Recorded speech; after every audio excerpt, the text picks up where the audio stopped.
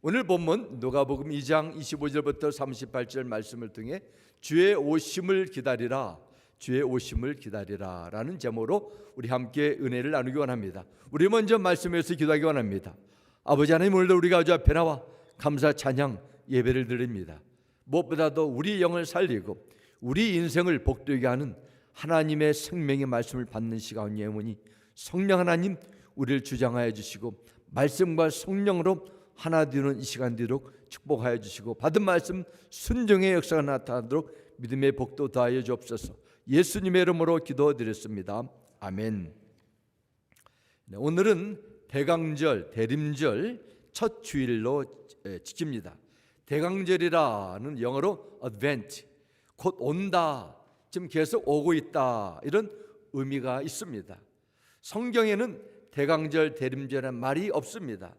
교회 역사 속에서 전통적으로 4세기부터, 그러니까 지난 1700년 동안 지켜온 귀한 교회의 절기, 전통이라 이런 의미입니다. 올해의 대강절은 정확히 11월 27일 오늘부터 시작되어서 4주 후가 되는 12월 18일에 끝나게 됩니다. 이 대강절에는 두 가지 큰 의미가 담겨져 있습니다. 첫 번째는 이미 2000년 전에 오신 예수 그리스도의 오심을 기다리는 것이고, 또한 두 번째는 앞으로 구원자가 아니라 온 모든 사람을 심판하실 만왕의 왕으로 이 세상에 오실 예수님을 기다리는 것, 재림하신 예수님을 기다리는 것, 이 두 가지 의미가 담겨져 있습니다. 기다린다는 것입니다. 누구를 기다려요? 예수 그리스도입니다. 현대인들 많은 지식과 정보와 기술을 축적하면서 누리는 이 21세기 최첨단의 시대, 잃어버린 것이 있습니다. 바로 기다리는 능력이에요. 가장 짧은 시간에 성과를 내야 한다며 기다리는 것이 낭비랍니다. 그런 인식이 점점 강해지고 있습니다. 뭔가를 주문해도 로켓 배송해가지고 가장 빨리 전달될 수 있도록 그런 체계가 이루어지고 있습니다. 휴대전화, 컴퓨터를 비롯해서 온갖 문명의 편리가 삶을 초고속화하는 이 시대 속에서 점점 기다림에 대해서, 여기에 대해서 어쩔 줄 모르는 사람들의 마음으로 변해가고 있습니다. 와이파이가 늦다고 짜증을 내고 좀 더 비싼 돈을 내서 몇 기가바이트 표시도 안 나는 그 빠른 스피드로, 초고속 스피드로 계속 그런 업그레이드를 하게 됩니다. 신호등이 밝힐 때마다 잠깐 기다리지 못하고 스마트폰을 만지작거리면서 게임을 보고 문자를 하고 뉴스 보다가 나중에 사고 나는 경우가 얼마나 많습니까? 영화를 보다가도 사건이 조금만 늦어도 다른 채널을 돌리기도 하고, 제게 내용이 조금만 지루해도 그냥 책장을 덮어버립니다. 사람들이 자기 마음대로 일이 되지 않는 상황에 처하게 될 때 참고 기다리지 못하고 불안하게 되고 염려하게 되고 초조하는 그런 어둡고 혼란스럽고 부정적인 감정을 먼저 느끼는 이 시대입니다. 19세기 중반에 남북 전쟁 이후 철광업을 일으켜 미국 최대 철광 회사를 세운 미국의 강철왕으로 알려진 유명한 앤드루 카네기라는 그런 재벌이 있습니다. 그 많은 돈으로 미국 전역에 약 3,000여 개의 대학 도서관을 세우고 시카고 대학, 저 펜실바니아에 있는 카네기 앤드루, 그런 카네기 멜론, 이런 여러 대학들을 세운 그런 분이 있습니다. 이분이 사무실에 가장 중요한 자리에 아주 평범하게 보이는 그림 한 점을 걸어놨습니다. 이 그림은 썰물로 물이 빠져나간 모래 언덕 위에 아주 쓸모없이 내버려진 것 같은 낡은 작은 배 한 척이 그려진 그림입니다. 이 그림 밑에는 이런 말이 적혀 있습니다. The tide will come. 반드시 밀물의 때가 올 것이다 하는 뜻입니다. 지금은 썰물이 돼가지고 썰렁 물이 다 빠져나갔지만은 반드시 때가 되면은 물이 차서 이 배가 물 위에 띄어질 것이라는 것입니다. 그럴 때 이 낡은 배처럼 보여도 이 배도 쓸모있게 될 때가 오게 된다는 것입니다. 카네기는 이 그림을 평생 동안 사무실 가장 중앙자리에 걸어놓고 소중히 보관하면서 썰물이 지나면 반드시 물물의 때가 온다는 이 말을 그의 사업, 경영의 신조, 생활의 그런 모토로 삼았다고 합니다. 그래서 그는 사업을 시작하면서 빠른 결과를 보려고 하지 않고 때를 기다리지 않는 인내하는 지혜를 갖게 되었다는 것입니다. 사업에도 우리 인생에도 참고 기다리는 것 참 중요합니다. 신앙생활도 마찬가지입니다. 기다리는 거예요. 기도의 응답을 기다리고 병 낫기를 기다리고 문제 해결을 기다리고 믿음의 성장과 성숙을 기다리고 하나님의 때를 구합니다. 성경에서 하나님께서 특별한 은혜와 복을 받은 사람들의 공통점이 있는데 한결같이 기다리는 것을 잘했어요. 아브라함은 25년을 기다려가지고 약속의 아들을 얻었습니다. 요셉은 13년을 정말 인간 이하의 그런 고통과 그 모든 어려움을 겪으면서도 기다리면서 꿈을 이루게 됩니다. 모세는 80년의 광야 생활 속에 살면서 기다려 쓰임 받게 됩니다. 노아는 120년을 기다리면서 방주를 짓고 온 가족이 구원의 은혜를 체험하게 됩니다. 위대한 이스라엘 지도자였던 다윗은 10년 이상의 광야 생활 속에서 참고 기다리면서 주의 부르심의 때를 준비하다가 위대한 하나님의 사명자로 쓰임 받게 됩니다. 이처럼 하나님께서 부르시고 주신 약속, 기다림을 통해서 완성된 것을 보게 됩니다. 하나님의 때와 하나님의 시간을 방법을 기다리는 것입니다. 기도응답도 그렇습니다. 잠깐 뜨겁게 부르짖고 하다가 포기하는 것이 아닙니다. 기다린 후에 이루어집니다. 그런데 사탄은 기다리지 못하게 계속 방해합니다. 인간의 술수를 사용하게 되고 포기하게 만들게 됩니다. 의심으로 계속 몰아가게 합니다. 오늘 본문에는 오랜 시간 동안 메시아 하나님께서 보내신 구원의 주를 기다려온 시몬과 안나 이 두 사람을 소개하고 있습니다. 그들의 간절한 기다림, 그래서 바로 믿음의 열매였습니다. 그들의 신앙의 아름다운 모습이었습니다. 이 두 믿음의 선진들이 끝까지 포기하지 않고 기다린 믿음을 살펴보면서 시몬과 안나가 예수 그리스도를 만날 때까지 기다릴 수 있는 영적 비결을 함께 나누면서 여러분에도 이런 하나님의 때를 기다리다가 약속된 복관을 누릴 수 있는 그런 은혜의 삶이 되기를 주님의 이름으로 축원합니다. 그들이 기다릴 수 있는 두 가지 중요한 영적 비결을 먼저 나누겠습니다. 첫 번째는 그들은 인류의 구원자가 오실 것에 대한 확신을 가졌어요. 마음에 무작정 기다리는 것이 아니라 마음에 확신을 가졌다는 것입니다. 오늘 보면 25절과 26절 보겠습니다. 예루살렘에 시몬이라 하는 사람이 있으니 이 사람은 의롭고 경건하여 이스라엘의 위를 기다린 자라. 성령이 그 위에 계시더라. 그가 주의 그리스도를 보기 전에는 죽지 아니라 하는 성령의 지시를 받았더니 말씀합니다. 이스라엘의 위로를 기다리는 아주 의롭고 경건한 사람이 예루살렘에 있었다 소개합니다. 시몬이 성전에 우연히 들어가다가 그리스도를 만난 것이 아니라 오랜 기다림 속에서 주님을 만났다는 것을 우리는 알게 됩니다. 그가 평생 동안 예수 그리스도를 보기 전에는 너는 절대로 죽지 않겠다는 성령 하나님의 말씀을 붙들고 살아가는 조국, 이 식민지 생활로 너무 고통스러운 이 이스라엘 땅에 주의 백성들에게 위로를 주시기를 간절히 기다리는 그런 믿음의 할아버지가 있었어요. 위로와 관련된 이 기다림 속에서 수백 년 동안 전해 내려오는 중요한 이 이야기가 있습니다. 그것은 바로 전해 내려온 그 이야기 속에는 언젠가 하나님께서 이 척박하고 혼란스러운 이 팔레스타인 이 이스라엘 땅에 위로할 구원자를 보내줄 것인데, 과거 이스라엘 역사상 가장 찬란하고 영광스러웠던 그 시대 다윗 왕처럼 그 왕의 후손을 통해서 나라와 민족을 위기에서 구할 그런 자가 오실 것이라는 예언의 말씀을 붙들었다는 것입니다. 그 내용이 바로 예언 가운데 한 부분이 미가서 5장 2절에 나옵니다. 베들레헴 에브라다야, 너는 유다 족속 중에 작을지라도 이스라엘을 다스릴 자가 내게로 나올 것이라. 그의 군부는 상고의 영혼에 있느니라 내용이 납니다. 시몬 할아버지는 구약 성경에 예언된 영원전부터 예정된 하나님께서 보내실 메시아 이 말씀을 믿고 사셨던 것 같습니다. 정확히 시몬이 이 말씀을 붙들었나 성경에는 기록되지 않지만 그렇게 추측합니다. 하나님은 그가 앞으로 오실 인류의 구원자가 오시는 그때를 정확하게는 말씀하지 않으셨습니다. 그러나 시몬은 하나님께서 주신 말씀은 정확하게 이루어지기 때문에 언젠가 하는 것이 문제지 반드시 이루어진다는 것을 그는 믿고 살았다는 것입니다. 그런 믿음으로 시몬은 한 해, 두 해, 10년, 20년 지냈습니다. 그는 매일 성전에 출입하면서 자기가 해야 할 일을 감당했습니다. 하나님의 약속의 말씀을 붙들고 있었기 때문에 예루살렘을 떠나지 않고 하나님의 아들이 이 땅에 오심을 그렇게 믿었지 않겠습니까? 그가 기다리지 않아도 예수님은 하나님의 정하신 그때에 오셨습니다.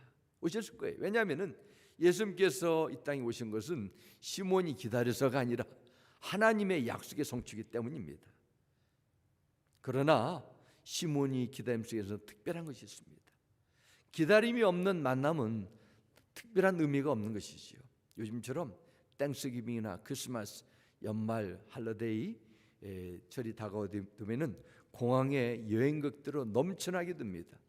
공항 터미널에서 빠져나오는 수많은 인파들 있습니다.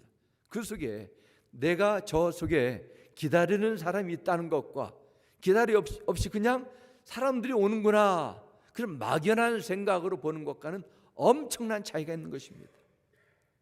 아기 예수를 탄생할 당시 많은 사람들이 그 예수를 만났지만 그냥 한 아기, 유대인 그 아기를 본 것이 대부분입니다. 베들레헴 사람들은 우리 동네에 저 마리아 요셉 가정에 저 아들이 태어났다 그렇게 기뻐하고 즐거웠을 것입니다. 그래서 끝났어요. 그러나 이 시몬 이 할아버지는 그냥 한 아기를 만난 것이 아닙니다.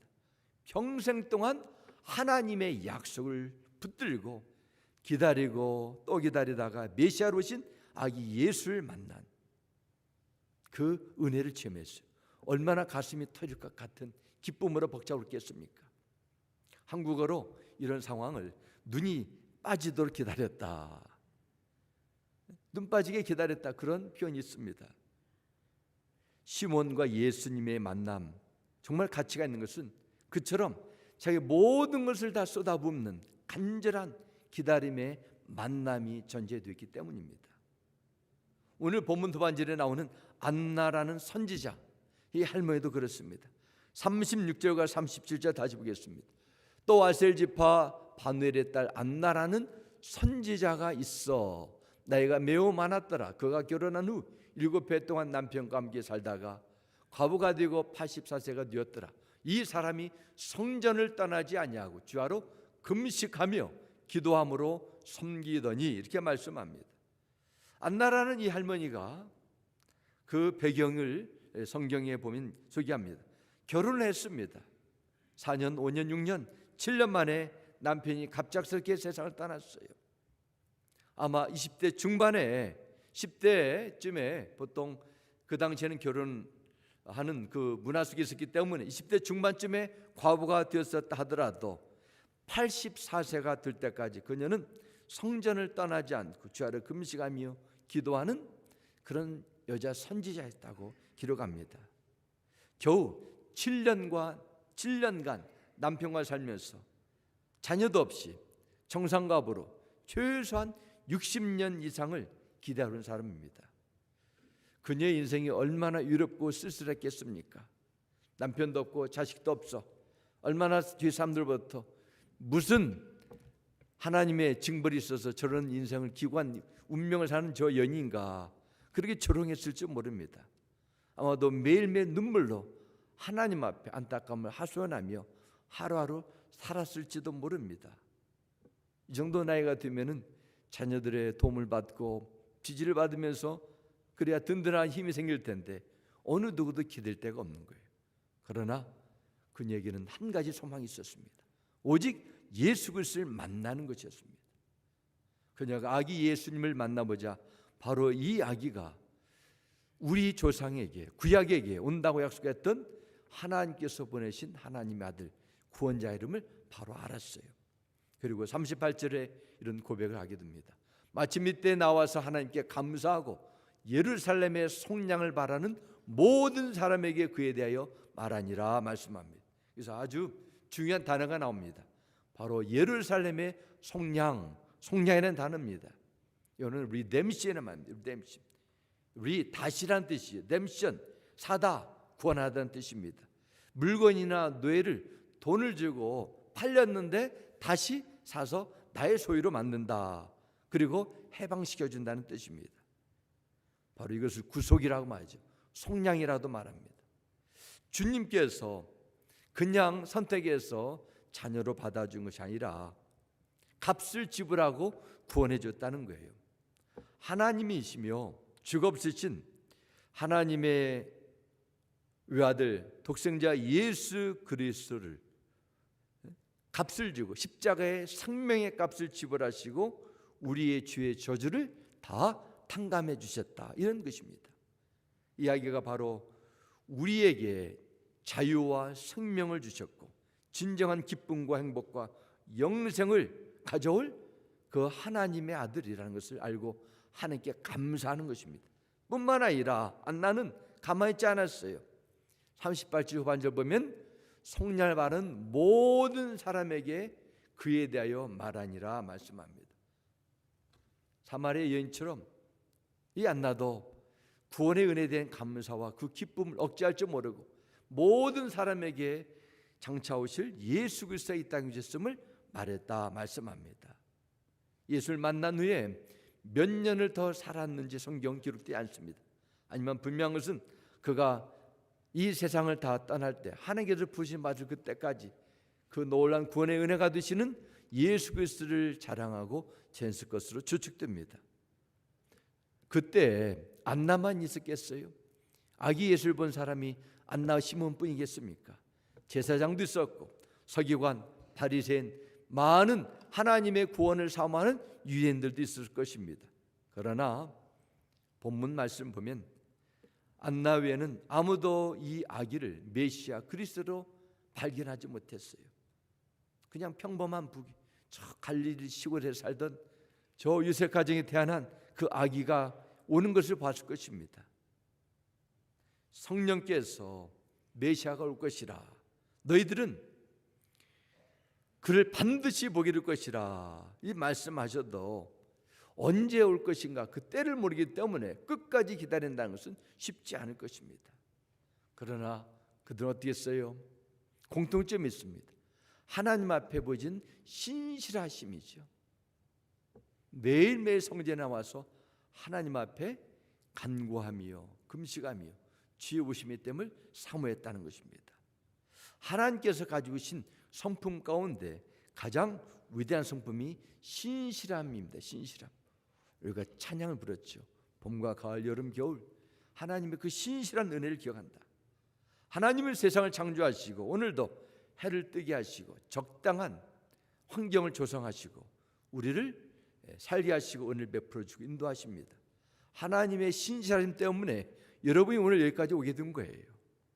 하나님께서 이 주신 놀라운 복과 은혜가 성경에 기록되는데 이것이 나의 것으로 되기 위해서는 우리가 이 말씀을 끝까지 붙들고 하나님 앞에 바로 사는 성실함이 요구됩니다. 내가 하나님을 신뢰한다. 성경 말씀을 진리로 믿는다. 누가 그 말 못하겠습니까? 그 믿음을 무엇으로 증거해요? 신실함이죠. 신실함. 인간은 하나님의 형상으로 지음을 받았기 때문에 원래 우리 인간 속에는 하나님께서 가진 신실함이 있어요. 죄가 하나님의 신실함을 깨뜨려 버렸습니다. 그리스도 안에서 새로운 피조물 된 그리스도인들은 성령의 열매 가운데 하나인 하나님의 신실하심을 회복해야 됩니다. 하나님께서 이스라엘 때까지 하라고 할 때까지 참고 기다리는 것 참된 믿음 생활의 원리 가운데 부분입니다. 지금 카타르에서 열리는 월드컵에 출전하는 국가대표 선수들, 감독, 코치들이 한결같이 경기를 준비하면서 경기를 앞두고하는 인터뷰에서 아래와 같은 내용을 답합니다. 이번 카타르 2022 월드컵을 위해서 우리는 지난 4년 동안 기다려왔습니다. 뭘 기다렸다는 거예요? 4년을 준비했다. 4년만 준비했다. 4년만 기다렸다 하는 것은 스포츠에 대해서 모르는 사람들이 생각할 것입니다. 이런 선수들이 4년만 기다렸겠어요? 5년, 10년 어릴 때부터 꿈꾸면서 10수년을 준비하면서 이때를 내가 놓지 않고 뛰겠다, 그런 열망 가운데 땀을 흘리면서 끊임없는 훈련의 그 과정을 겪었다는 것입니다. 하나님께서 선택하신 모든 사람에게 사명의 은혜를 주셨어요. 여러분이 하나님의 자녀가 되고 부름받은 주님의 직분자 일꾼이라면은 하나님 앞에 성실합니까? 얼마나 성실하게 오셨습니까? 이 시대는 자기주의 시대예요. 나한테는 정말 성실합니다. 내 것을 위해서는 놓치지 않으려고, 손해보지 않으려고 그렇게 새벽부터 블랙 프라이데이 세일 밤새도록 자기 것을 찾기 위해서 성실합니다. 그러나 하나님 앞에 주는 성실은 다른 것입니다. 우리는 시몬 할아버지와 안나 할머니처럼 성실해야 됩니다. 성전에 의롭고 경건하게 때를 기다려 주어지려 하는 그 성실함, 그때 하나님의 은혜는 주어진다는 것입니다. 시몬과 안나, 그들의 인생, 그들의 삶의 형편은 어느 누구도 관심 두지 않는 너무도 초라하고 너무도 평범한 그런 모습을 보였다 할지라도 세상 그 어떤 사람들보다 경험할 수 없던 메시아, 성전 안에서 그 메시아를 직접 안아보는 은혜를 체험했습니다. 오늘 하루 하나님의 성실하심을 늘 기억하며 성실하심의 은혜를 본받아서 하나님의 일을 끝까지 감당하는 여러분 모두가 되시길 주님의 이름으로 축원합니다. 두 번째, 우리는 이 말씀을 배울 수 있는 것은 성령님의 인도하심에 따라가는 삶입니다. 기다린다고 다 이런 기다리는 은혜를 받은 것이 아니라는 것을 알게 됩니다. 과거의 기독교 역사를 보면은 주 예수의 재림만 기다리다가 엉뚱한 이단으로 빠지게 되고 현실 도피적인 삶을 추구하는 사람들이 있습니다. 지금부터 약 30여 년 전에 다미 선교라는 그런 정말 시골을 내가지고 기다린다, 집을 팔고 모든 것을 다 팽개치고 모여가지고 기다리다가 완전히 그냥 깨지는 그런 일들이 있었죠. 안식교회 창시자였던 YT 여사도 보면은 예수님 다시 오신다 기다리다가 안 기다려 계속 날짜를 바꾸다가 안식교를 창시하게 됩니다. 누가 하나님의 기다림에 때문에 충실할 수 있어요? 누가 하나님의 기다림에 대해서 바로 알 수 있습니까? 성령이 함께하는 때입니다. 이 세상은 진리뿐만 아니라 거짓도 있어요. 성령뿐만 아니라 거짓의 영도 활동하게 됩니다. 오늘 본문 말씀으로 돌아가면 시몬, 성령이 그리고 함께한다는 것입니다.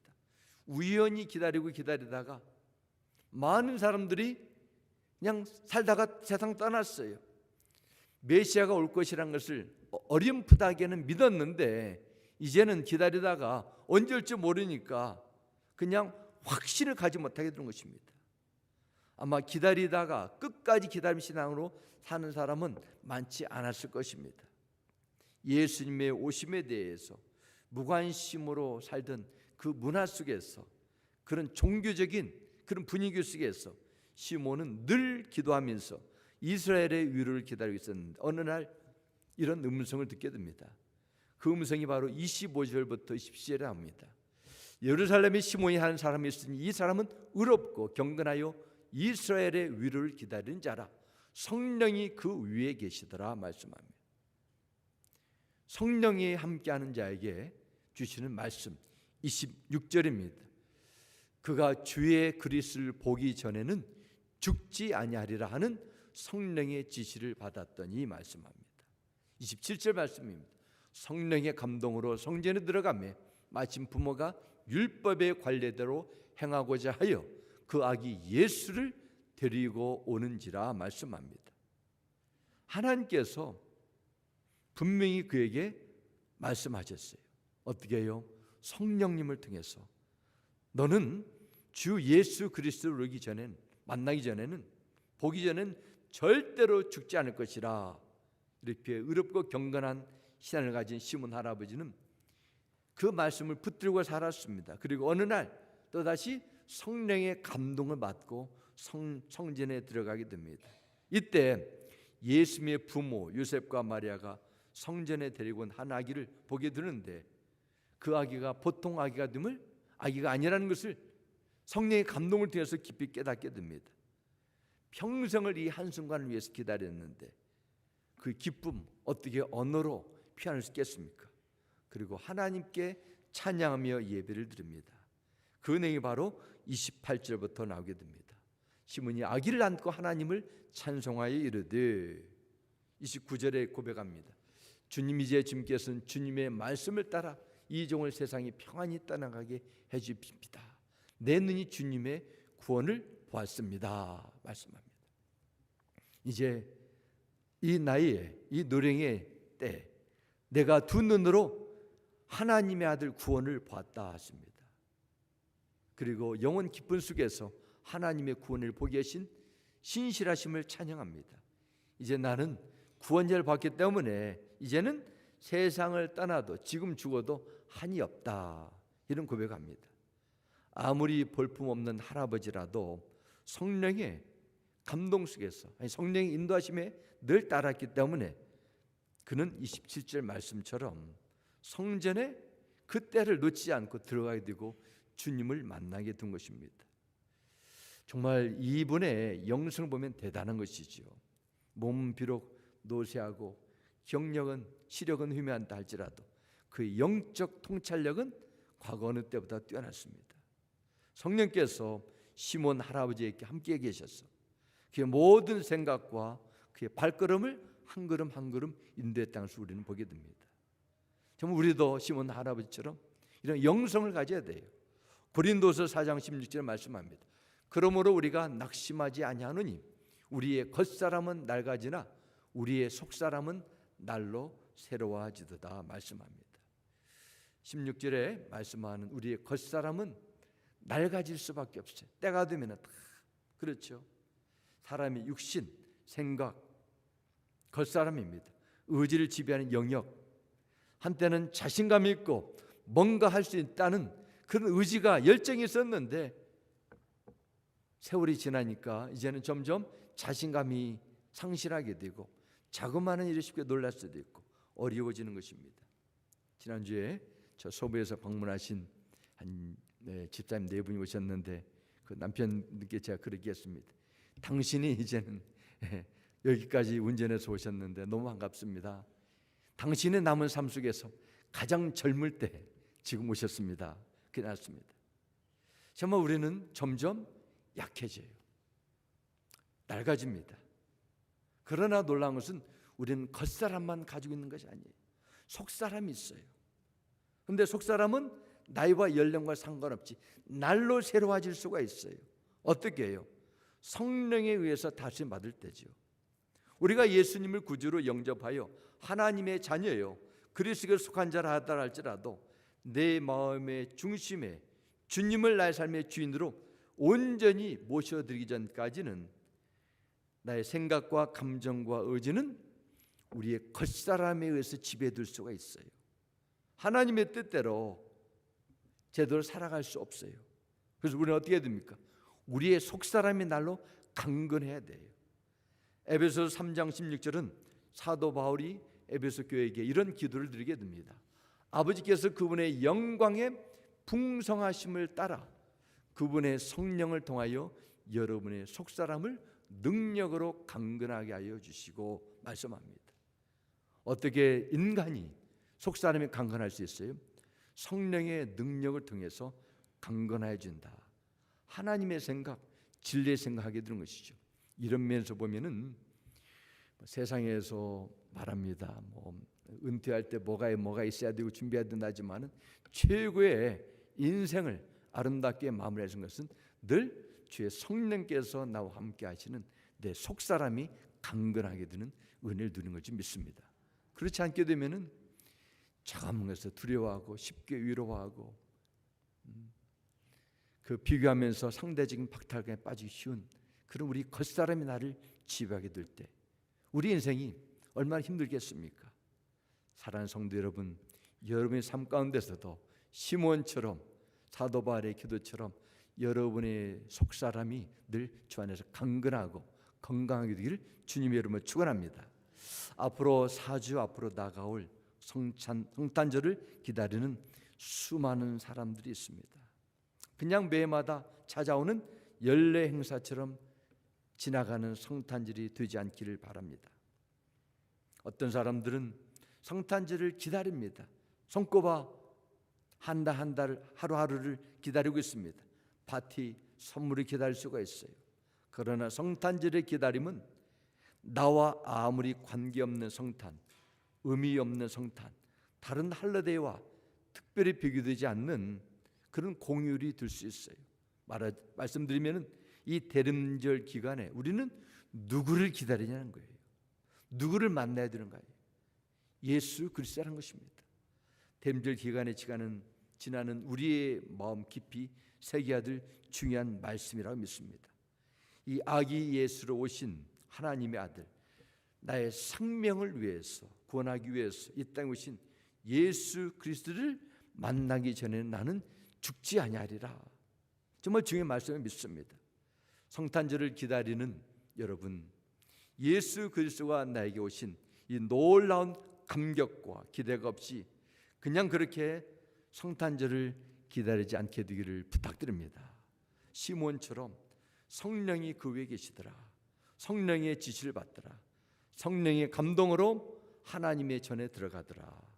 이런 성령의 인도함과 감동 속에서 살아계신 하나님의 아들 메시아를 만나고 구원의 주, 영광의 그 주를 만날 수 있게 되기를 간절히 축원합니다.